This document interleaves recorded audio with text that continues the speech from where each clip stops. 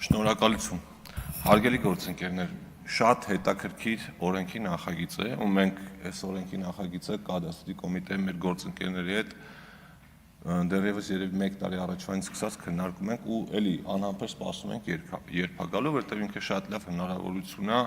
հատկապես միայնակ ապրող մեր տատիկ-պապիկների համար, որոնք օրինակ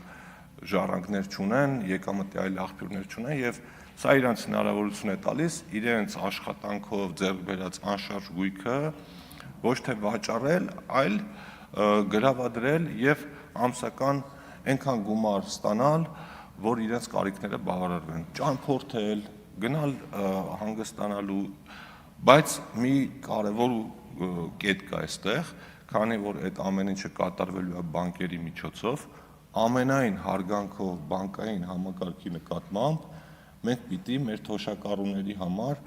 պաշտպանիչ մեխանիզմներ մտածենք, որպեսզի իրենց շահերը մաքսիմալ պաշտպանված լինեն, որ այնպես չստացվի, որ տոկոսներ են բարձր են հաշվել, որ այնպես չստացվի, որ անշարժ գույքի արժեքը իրականից ցածր է գնահատվել կամ վերջում իրենց մահվանից հետո այդ գույքը ջրի գնով վաճառվել է չգիտես ում, դրա համար ես օրինակ ավելի կողմ կլինեի, եթե մինչև երկրորդ ընթերցում քննարկենք հետևյալ հնարավորությունը, օրենքը ուժի մեջ մտներ մի քանի ամիս հետո, բայց մենք այդ ընթացքում մտածեինք այն մեխանիզմների մասին, որոնցով այս համակարգը ավելի արդյունավետ ու արդար աշխատելու, հետո նաև Տիկին Վարդանի